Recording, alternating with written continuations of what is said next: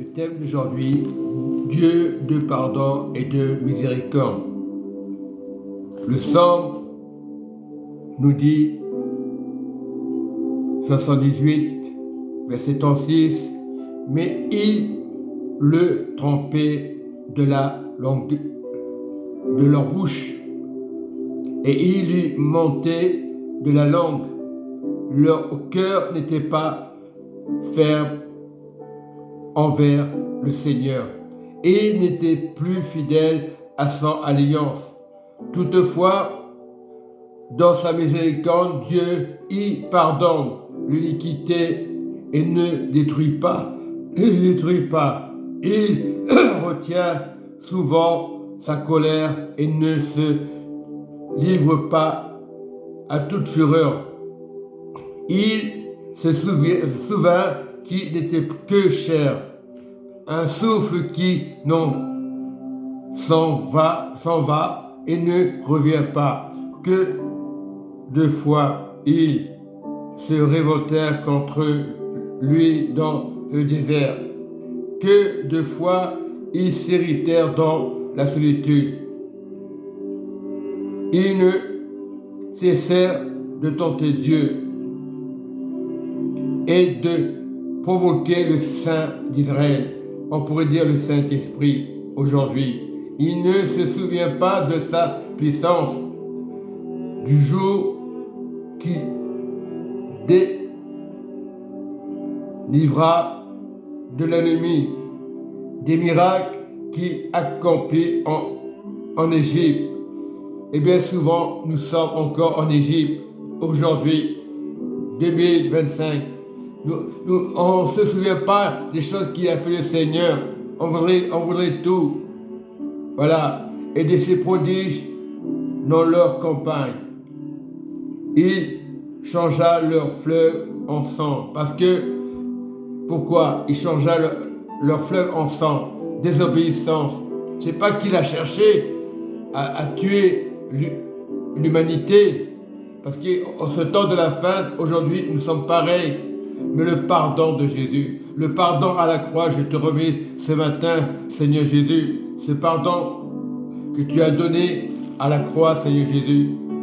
Oui, le pardon, mon Dieu, aide-nous à pardonner, Papa, comme tu as pardonné, Papa.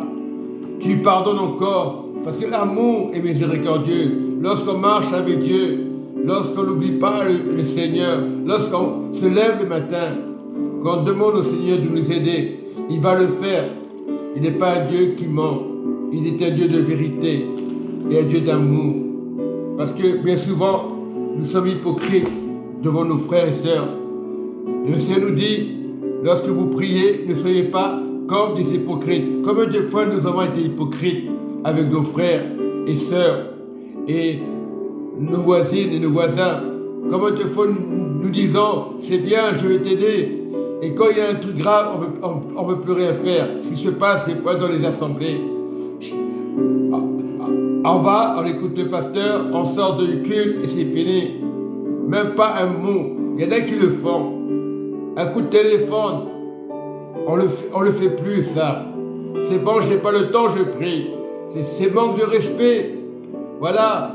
Un frère a besoin de temps en temps un coup de téléphone, on ne le fait pas. Et on s'habitue et on devient pareil après. Puisque tu ne peux pas me téléphoner, pasteur, ou ancien, ou fidèle, je fais pareil. Voilà l'hypocrisie d'aujourd'hui. C'est pas une question de mensonge. Ah, c'est bon, j'ai pas le temps. Ah, j'ai des enfants, j'ai pas le temps. Le temps se prend en tout temps. On a le temps de prier. On n'a pas le temps d'appeler le frère, la sœur pour l'encourager. Ça, on le fait souvent. C'est devenu une habitude pour toutes les assemblées. Et c'est pas bon. Revenez à moi. Lorsque tu reviens à Dieu, tu pardonnes. Voilà, rentre dans ta chambre et demande au Seigneur, qu'est-ce qui ne va pas dans ta vie ce matin? Pourquoi j'ai un comportement païen? Pourquoi j'ai un comportement d'hypocrisie? Mais le Seigneur n'est pas hypocrite. Le seul qui n'est pas hypocrite, c'est le Seigneur. Seigneur, apprends-moi à être comme toi, être fidèle avec le frère et la sœur, à l'encourager. Bien sûr, ce n'est pas en tout temps. Il y a une vie privée, des moments. Mais il y a un moment qu'il faut encourager le frère et la sœur. Ce n'est pas en tout temps. Moi, j'ai appris à être pareil maintenant. Oui, on l'appelle la famille, toujours les mêmes problèmes, toujours la même routine. Mais ce matin, dis-toi, mon frère, ma soeur, ouvre les yeux. Lorsque vous priez, ne soyez pas comme des hypocrites. Enlevez vos poutres et vous verrez la différence. Oui, mais quand tu pries, entre dans ta chambre et pose la question, Seigneur, qu'est-ce qui ne va pas? Pourquoi mon attitude n'est pas bonne? Parce qu'il y a des choses à régler dans le Seigneur, on ne le fait pas. Tu pries, tu rentres dans ta chambre et tu ne demandes pas pourquoi mon comportement est colérique, pourquoi je ne lui parle pas à ce frère. Ça, tu ne demandes pas. Quand tu rentres dans ta chambre, ne demande pas intérêt. Ce n'est pas l'intérêt quand tu rentres dans la chambre de Dieu, ton cœur, mis à part. On le connaît, on connaît cette prière. Rentre dans ta chambre, commence à demander pardon, Seigneur. Oui, c'est ça l'attitude de prière. La prière de notre Père, tout le monde la connaît. Mais c'est une prière qui est pure, qui est sincère. Oui, il y a des difficultés, oui, il y a des épreuves. Mais demande-lui pourquoi j'ai tant d'épreuves, Seigneur. Rentre dans ta chambre, mon enfant. Oui, ne leur ressemblez pas. Mais des fois, c'est pas que le monde est méchant. On est la même attitude. Car votre Père sait de quoi vous avez besoin. Mais demande-lui une confession. Pourquoi mon attitude est colérique? Pourquoi je suis pasteur et je n'appelle pas ma brebis? Pourquoi j'ai du mal à l'appeler? Qu'est-ce qui se passe, pasteur ancien? Tu vas dire, le diable dit, j'ai pas le temps se prend. Ça veut pas dire en tout temps, bien sûr. Quand le frère appelle, décroche le téléphone, n'attends pas midi 14h et on le fait pas. On reste rebelle. Mais lui qui parle, je continue à faire ça. Ça, c'est désobéissance à Dieu. Parce qu'on est sur la terre. Oui, on doit donner le modèle de Jésus. Jésus a été rejeté. Maintenant, tu n'es pas rejeté par Jésus. Et une attitude de paix, d'amour.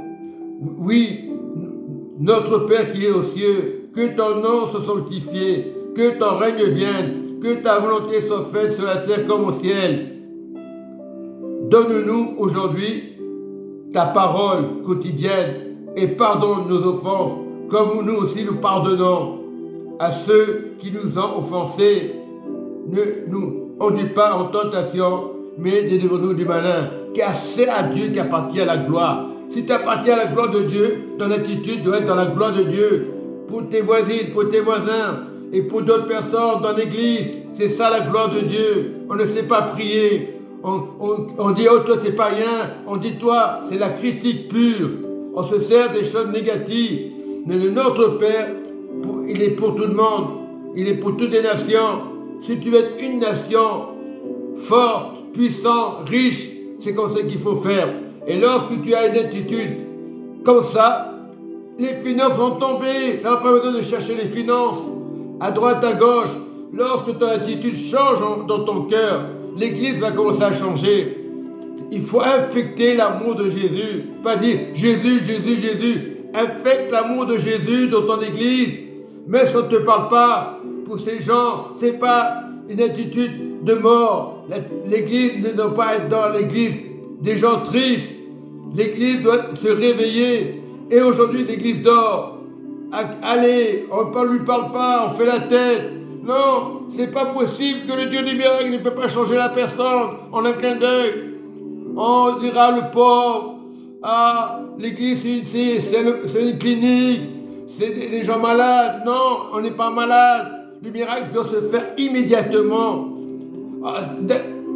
instantané. Oui, moi je n'étais pas instantané. Je ne dois pas être triste, garder le sourire. On n'est pas en enterrement. L'église n'est pas en enterrement. L'église doit se réveiller. Et aujourd'hui, église, tu dors. Réveille-toi.